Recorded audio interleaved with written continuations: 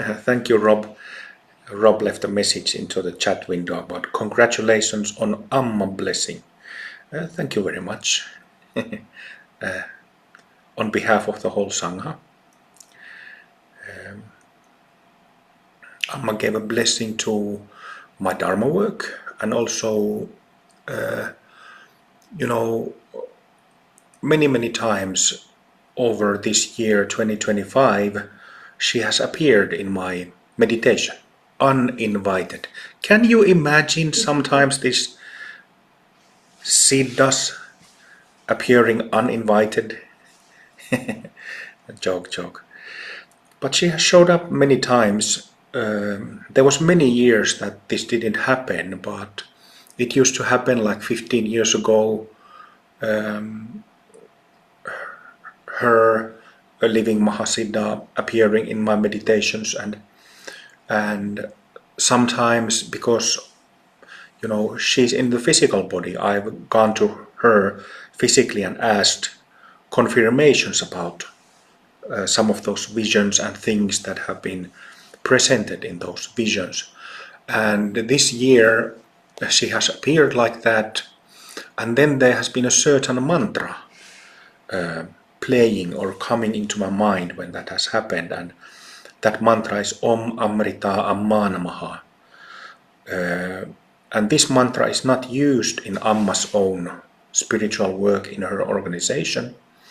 So when I went to Switzerland a couple of weeks ago to see her, I first asked on the first evening a blessing for my work, Amrita Mandala, and on the second evening I went to ask her. It was translated through this monk, this Swami, who's always standing next to her, among all the other people who are there causing the hassle. Like if you have joined Amma's events, it's like a genuine Indian hassle.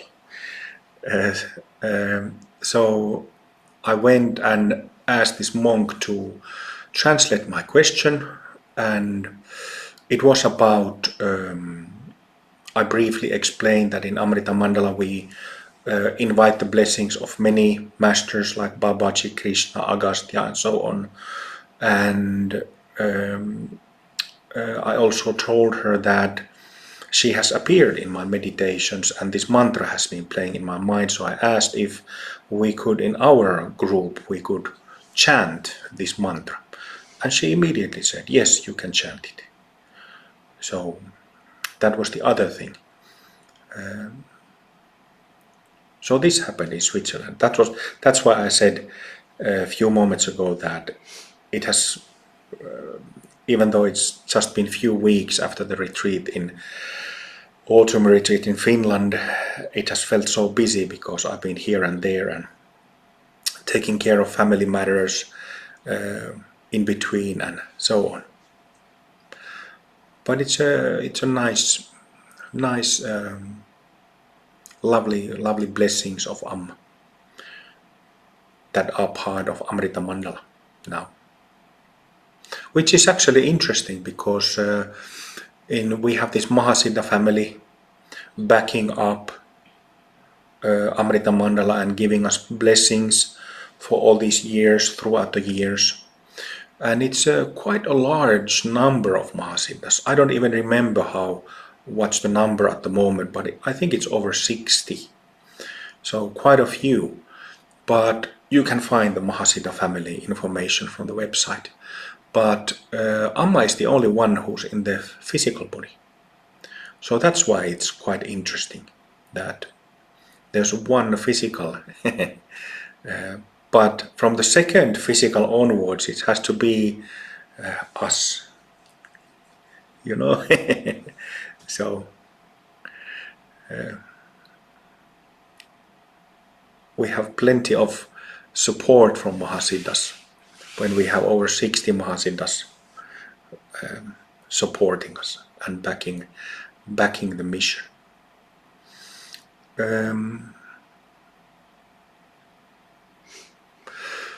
My teaching style, as you know, is the way how I mostly teach is through let's say in simple terms, through meditation. So we practice together, I lead sessions, and then I point out things during practice. I also give talks, but giving talks is not, I don't do that as much as teaching through experience. I remember Dr. Nida, Lama Nida, who is a Tibetan doctor and Lama of the Yuthok lineage. In one of his interviews, he said that this is the Mahasiddha style of teaching the Dharma. So I never thought of it as a Mahasiddha style. This is simply the way I always taught, because it makes sense, right? So, I often describe something if retreatants, if you need to know something before we start practice session, then I give an introduction, but I like to teach through experience, teach through transmission, because it's that what we all want, and that's actually the only way to practice the Dharma and realize the Dharma. It's the only way to realize our true nature, through experience. And I use this simple word experience, but what I mean is a recognition of the Trikaya, recognition of the so-called natural state, basic state,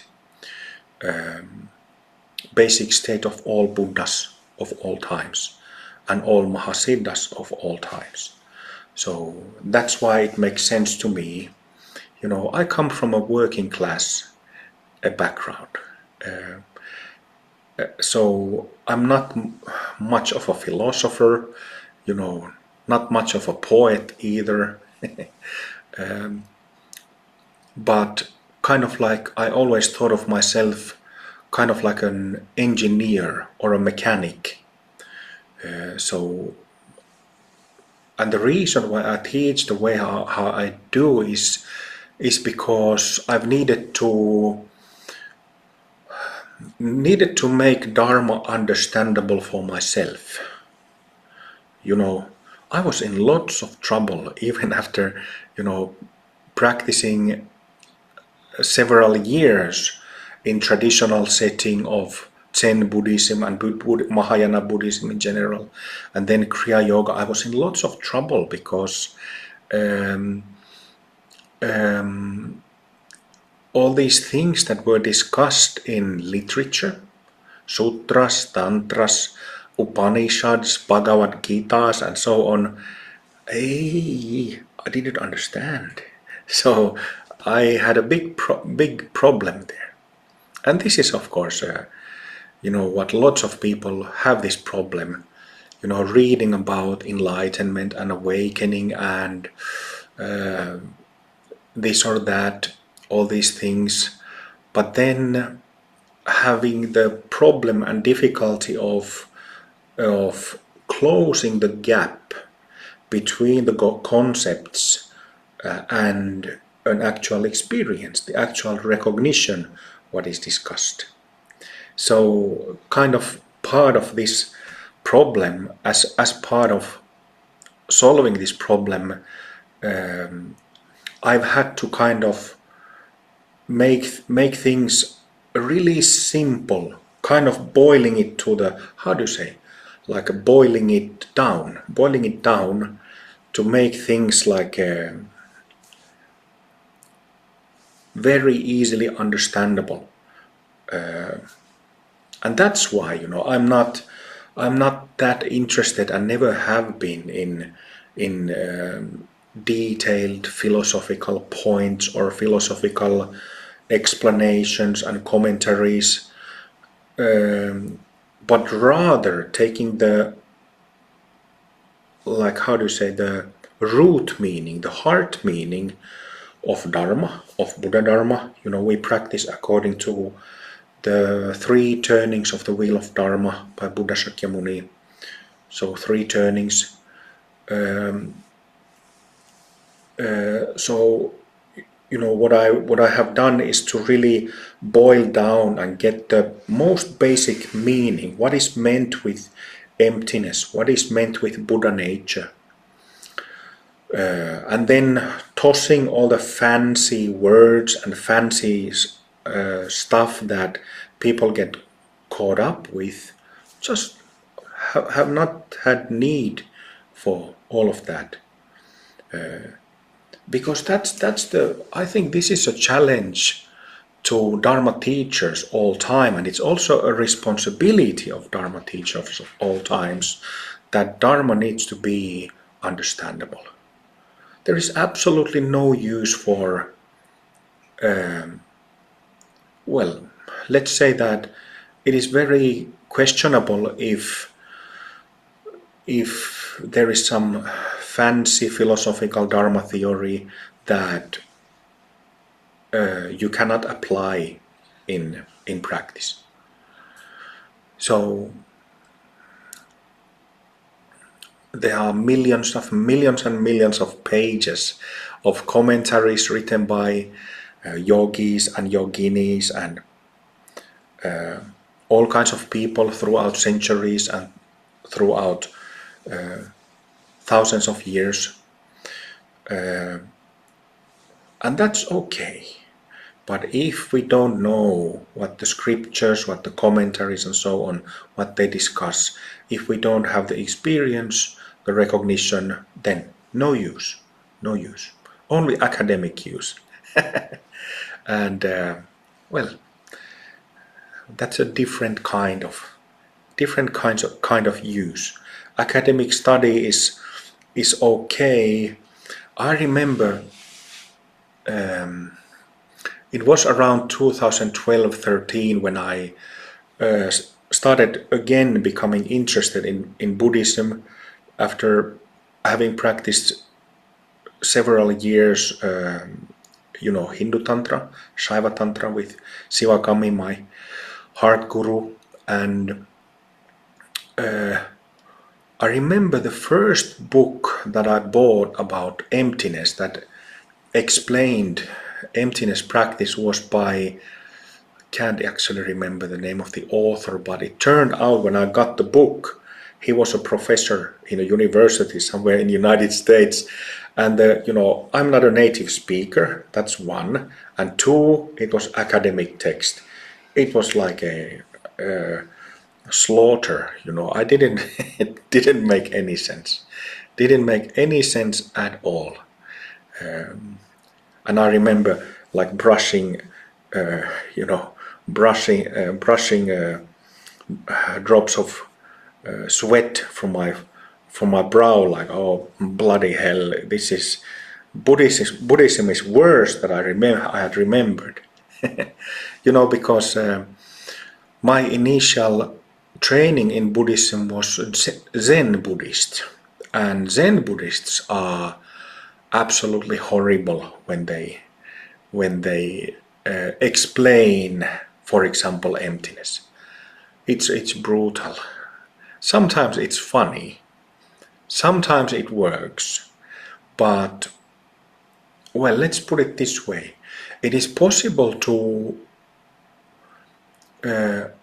even though emptiness, wisdom, shunyata, prajna, has this kind of like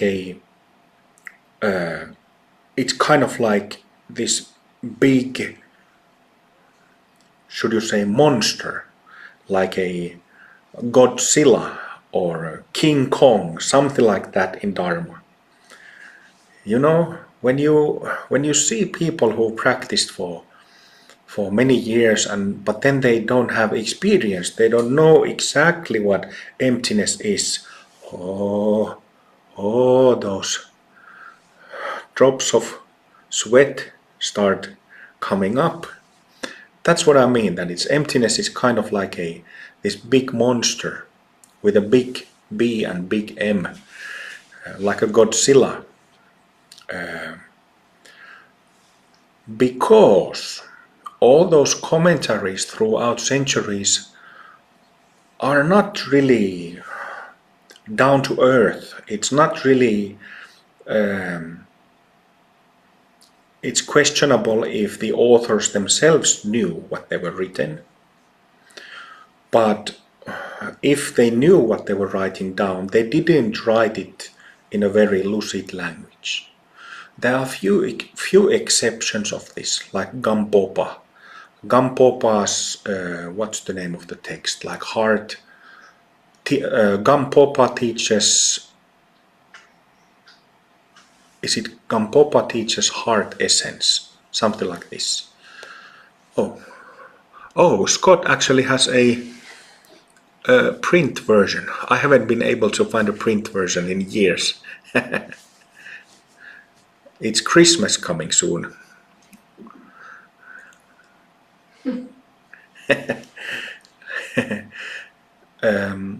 But Gampopa is a brilliant exception.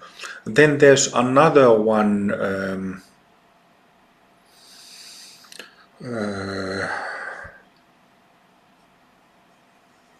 Another Mahamudra author. No, it's something Tashi Namgyal. I have to check out the name. I'll get back to you. But there are few exceptions, making emptiness easily understandable. And I think that when somebody, there's a saying, I don't know who said it first, but there is a saying that when somebody can explain complex things in simple terms, so that even an idiot can understand it, it's an indication that the person understands what she or he is talking about.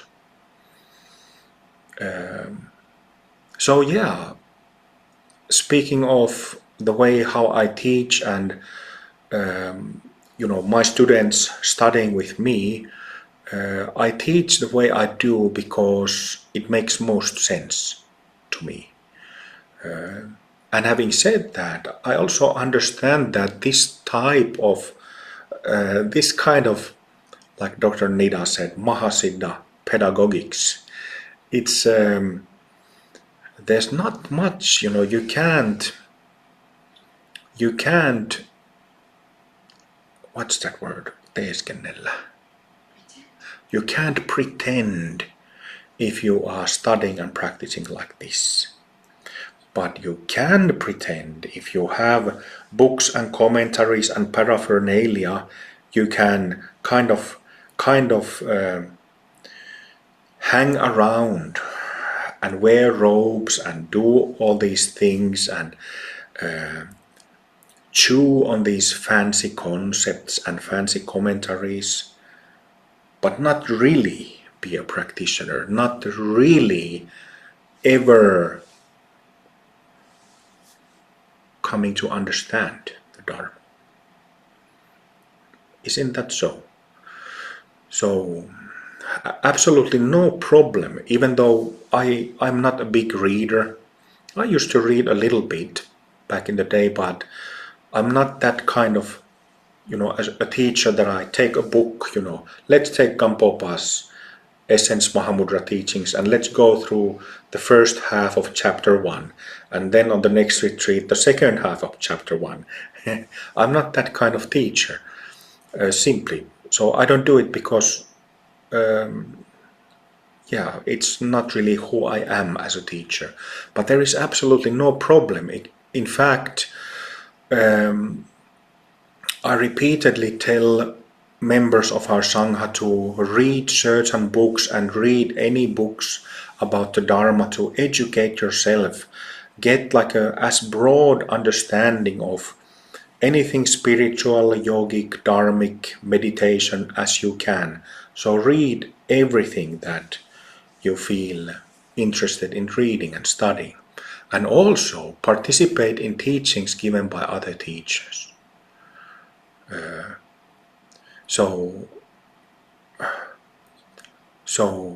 just to to gain different kinds of experiences of Dharma settings and different sanghas. more specifically, I've given that advice to our Sangha members because there's like one half of our Sangha of people who have long background in other systems, practicing with other teachers, and these people usually they understand quite quickly what my teaching style is about. They understand, how nice it is to go directly into the heart of the matter rather than going around the delicious plate full of food. It's better to just dive in and eat and enjoy the meal. But then the other half of our Sangha members are people who, kind of in Finnish we say, kind of are pulled out of the forest. Tulla pystymetsästä, kind of, not knowing anything about anything, and then, they stumble upon Amrita Mandala and often 2PF, two-part formula, and my writings or whatever videos in YouTube, and then they start practicing, but that they don't have that prior experience, kind of understanding that what we do in Amrita Mandala is quite unique. So this is why I've been telling our Sangha members that if you haven't done teachings or joint retreats with other teachers, please do over time. Every now and then attend teachings. Nowadays it's so easy to find other Dharma events, so very easy to do anywhere basically where one might live. So very easy to get like a good sense of what is going on in the culture of Dharma in this early 21st century. And I think that that's kind of necessary understanding to have to understand Amrita Mandala and to understand many of the things that I say.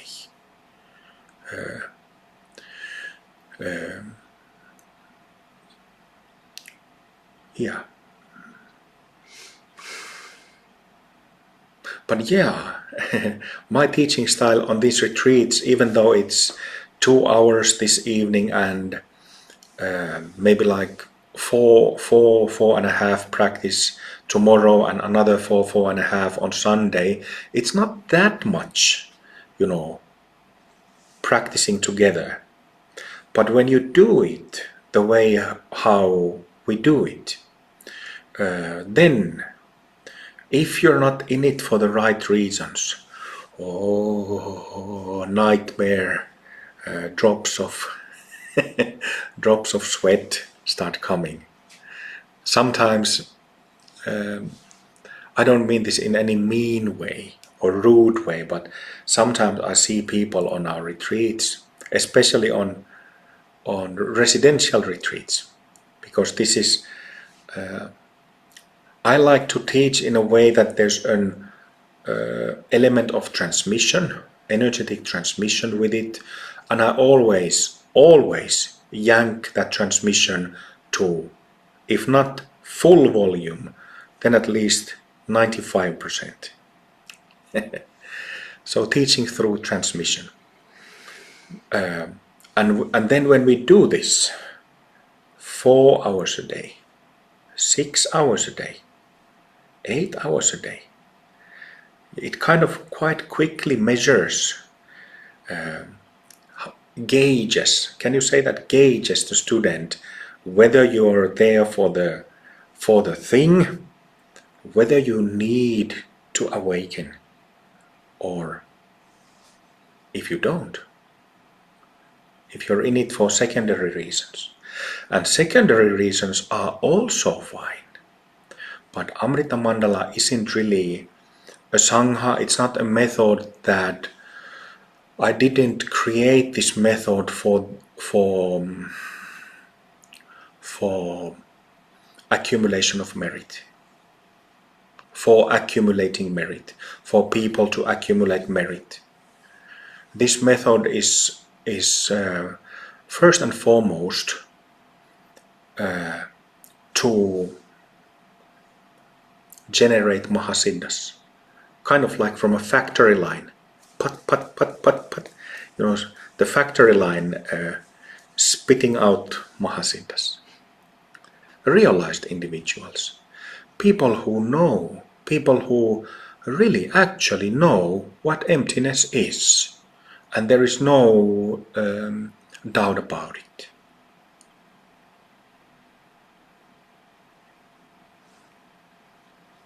So,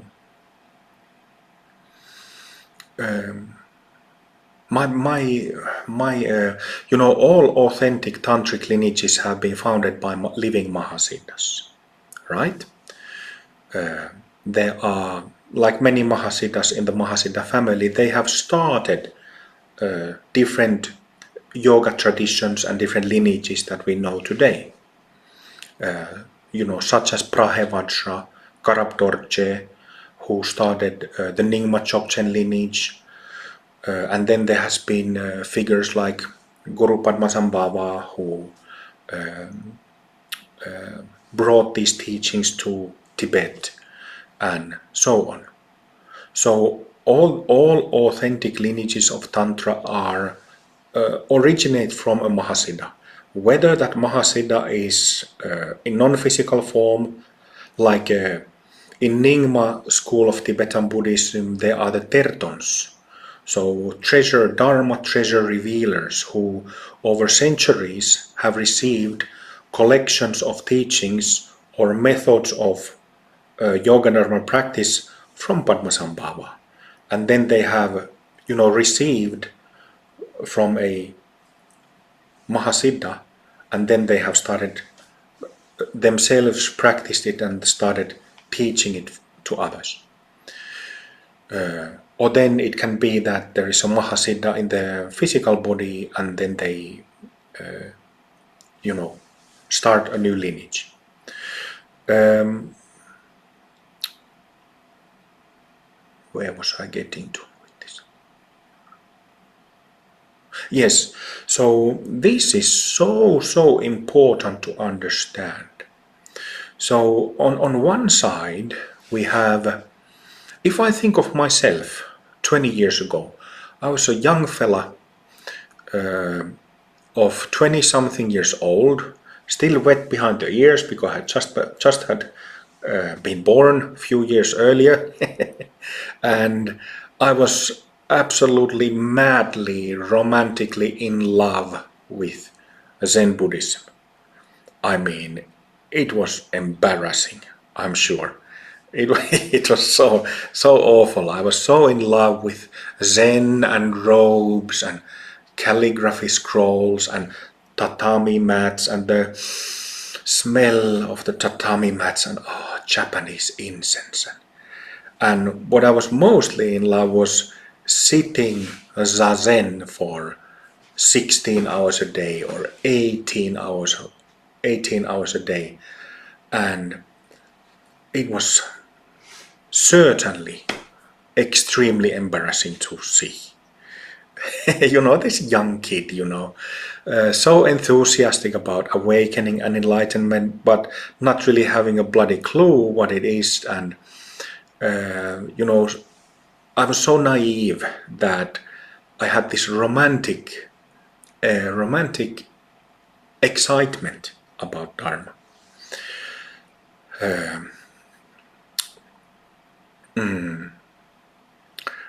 So I remember when I started reading yoga books and attending meditation sessions from the mid-90s when I was high school student. So in 1995, when I was 16, I went to high school, a music high school on the other side of the country, and then I had done all the martial arts training and a little bit of sitting meditation when I was a little boy. I learned from my judo coach, and then when I went to started high school and went to the capital area in Finland, I had the opportunity to start attending some meditation events. But in those days, 30 years ago, there was like no temples, no Buddhist temples, no Buddhist centers, but it was like private, different meditation groups, Hindu and Buddhist groups, maybe like less than 10 of them in the capital area that were gathering at people's private homes. So I would attend such meetings every now and then, like a couple of times a year during my high school years. And then a little later,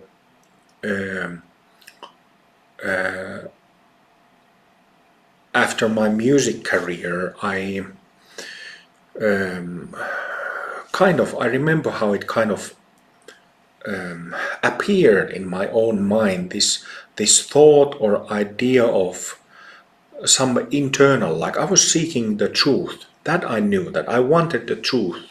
And I had been seeking this truth from music for many years, but then realized that I can't find it from 12 notes in an octave type of setting. That music is a good expression to express if you already have the truth, but you cannot find the truth by playing the guitar. So I had come that far from my music days. And then I started reading Dharma books by Thich Nhat Hanh and Dalai Lama and some Hindu authors. And then it became clear that, okay, it's this enlightenment that I really want. This is something that I want to pursue in my life, regardless how long it takes. And then a couple of months later, I joined an introduction course in Zen Buddhist meditation, and I still remember today when I grabbed the handle of the Zen center to open the door, there was a current that was swept through my body. And I knew at that moment that, okay, now I found it.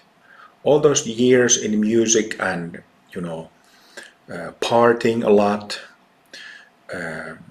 trying to make myself happy, trying to get to the truth. I knew that I have found a way to go after this truth or enlightenment. So, and then I practiced Zen Buddhism for 4 years, first with Scandinavian Zen teachers and then in Japan.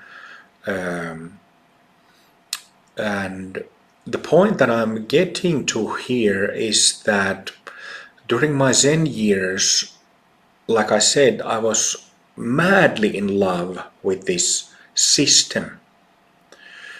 But after 4 years, I had that experience of disillusionment that, I had been practicing for 4 years, day and night. That was the first 4 years of my so-called first retreat that lasted 8 years and 10 months. And the reason why I call it retreat is because I was doing sitting practice for 8 hours or more every day. So I had done that both in Japan, in the monastery Zen centers, but mostly on my own for 4 years. And still there was no fruit. There was not a single awakening, not a single kensho I had had. And this was a huge moment of disillusionment for me, because I suddenly realized that, 4 years and I still haven't even got an initial taste. So I wasn't frustrated, I wasn't angry, I just became disillusioned. Okay, this is not working, I had to say. I had read books, Eckhart Tolle's book, and I had read, there was this American lady called Flora Courtois, who had like a spontaneous awakening experience. I had read those, and I kind of started to analyze and kind of trying to make sense what this enlightenment or awakening is. So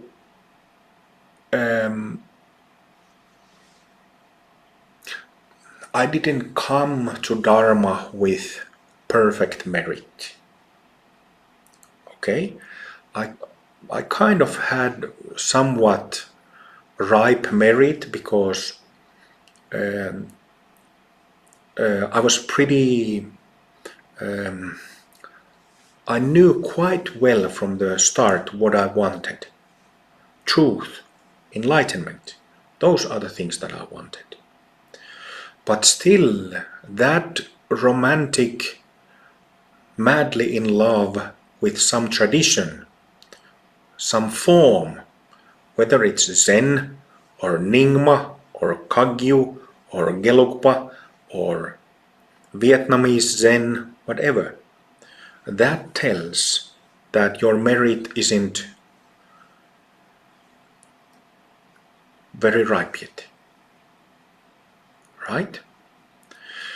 So the point that I'm coming to is that, like I always have said, people are welcome to join Amrita Mandala and practice our practices for however long they feel like doing it. Some join for a year, some join for 2, some join for 3, and then at some point they might kind of run out of keenness, run out of interest, and then they, practice. They kind of forget practice and don't feel like practicing, and perhaps get interested in other things in life, which is perfectly fine, or get interested in other systems, which is also perfectly fine, and then they leave Amrita Mandala. All of that is no problem. I don't have any problem with that. But my point is that Amrita Mandala is for people who know what they want. If you are a seeker of the truth, if you want to get enlightened in this lifetime, for a decent amount of years, I have done my best to present the teachings, present the Dharma, like Buddha Shakyamuni taught it in the 3 wheels of 3 turnings of the wheel of Dharma. And Amrita Mandala is a little bit like a work in progress still, because we have many students who have realized emptiness, have realized this pragya wisdom, this big monster, this Godzilla.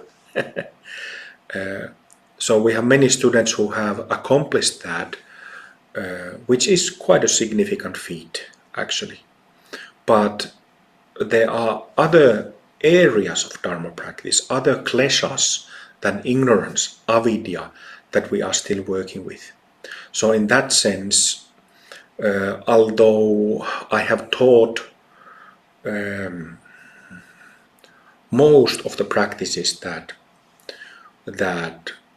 our method includes, practices of the 3 paths, the path of wisdom and clarity, the path of healing and light, the path of health and great bliss.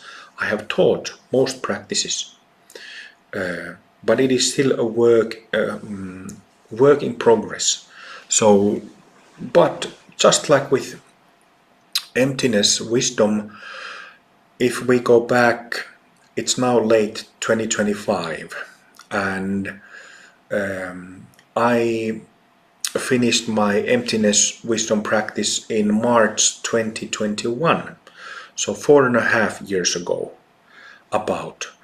But up until that point, March 2021, for a number of years, for many years, we just only did emptiness practice on our retreats. It was the main topic of study for me as well as my students.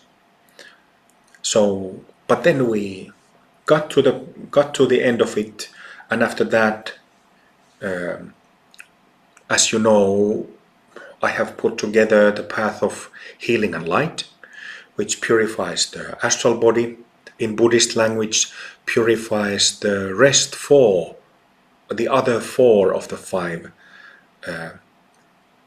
kleshas. And then the third path, the path of health and great bliss, is about the physical body. So all three paths together lead to this, what is classically known as Trikaya attainment,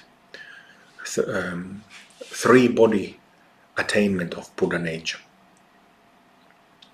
which is another way of saying attaining sahaja nirvikalpa samadhi. Sahaja means like spontaneous natural state. Sahaja nirvikalpa samadhi. In other words, attaining the light body, body of light, rainbow body. So this is what we are, what we have been doing for a number of years, what we are still doing, and just going forward together with determination. Determination is so important. Compassion is important, but also determination. And determination comes from the internal need. I need to do this. And like I said, if you have the need for a year or two, but then it kind of lessens, that's okay. We don't need to practice unless we feel that I want to do it, I have to do it. We don't need to practice. There is no point in making our lives worse by forcing us to practice. There are people like that. You know, I've seen people who kind of don't understand these basic things, and then they force themselves to practice because they might be scared or anxious that if they don't practice, then they might get lost in bardo or end up in hell, or somehow they are not as good people as people who practice, so they take guilt. But no, we don't need to practice. Dharma is for those people only who have that need.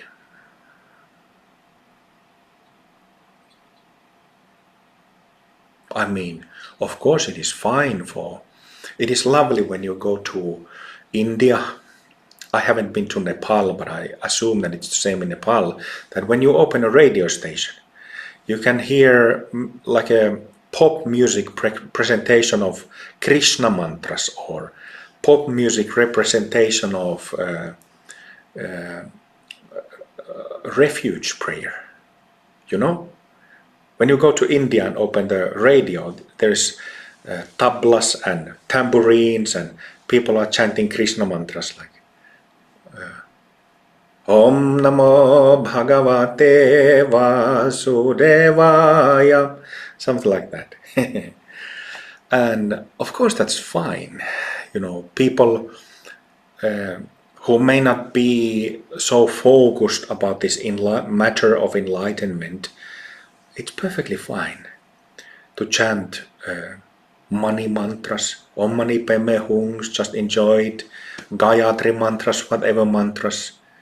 I'm not saying that people shouldn't do that people couldn't do such things, but when I said that Dharma is for those who want to pursue enlightenment and become enlightened, I'm just making a point about this yogic path, tantric path, that the purpose of tantric paths is that. And if somebody uses it for ripening their merit, ripening their need to get enlightened, that's fine also. Of course it is fine.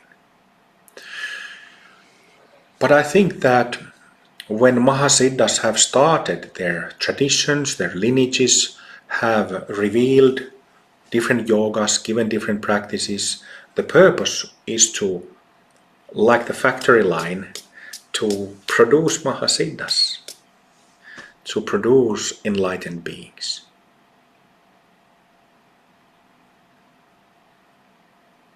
Does it make sense?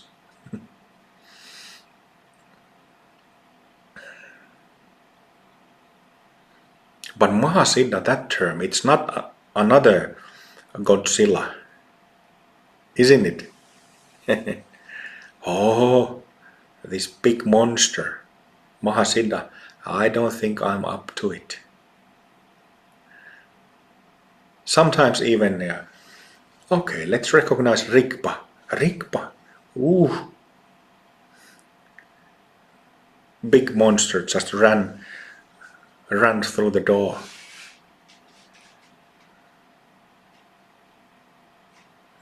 Buddha was making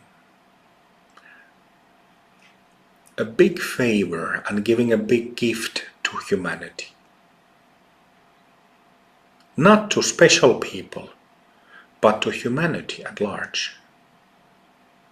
Right, isn't it? He was explaining our condition, our samsaric condition. He was explaining what our common problems are, existential problems, what you can now say that he was explaining psychological problems, although he didn't use the term psychological. And then he was teaching how to deal with it. It is a very human, close to human, I don't know how to say it, like a project that is teachings that are close to humans. And it is the case that I think that people who have more suffering are more fit to practice the Dharma. People who are more confused, more screwed up, have experienced maybe hard things in life, who the Dharma is for. And this is actually something that I have recently thought about. Well, over many years I have thought about and wondered how this could be addressed, because in the Western world we now have a big gap between Dharma teachings that are meant for humanity, that are meant for all kinds of people, but then most people don't even know that this Dharma exists. Or if they know, they think it's somehow, it's some exalted teachings or some strange Asian whatever yoga weird strange thing. So that gap, how to bridge, how to remove that gap from ordinary people who suffer, and then how to present Dharma to such people.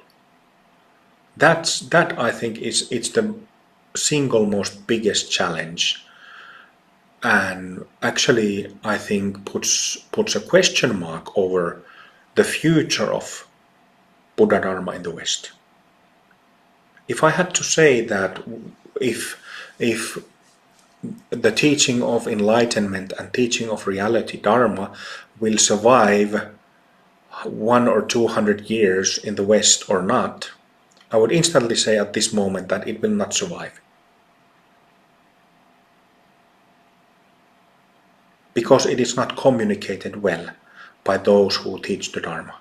It is not communicated for the masses, for not just 10 people at the Dharma Center, but those 10 million who don't even know that it's there. Right? Do you understand? And what we know of the situation both in Europe and in the States at present is that, since 50 years ago, different types of Buddhisms were brought to West, and of course for the hippie generation, there was lots of enthusiasm, so they started hundreds and thousands of little centers and little groups. But these groups are struggling now, 50 years later, because young people are not joining them. So there you see that gap, that people don't really understand, like what these Buddhists. There's this Buddhist center has been there for 20 years, but what the hell? I don't know what they do there. Sometimes they, do you understand? Sometimes they celebrate Buddha's birthday, but so what? We also have Christmas for Christ's birthday, but Christianity didn't do much good for us, did it? So it's a proper challenge, I think, that needs to be addressed. Oh, I just realized that I've been talking for an hour. Felt like 15 minutes. Sorry.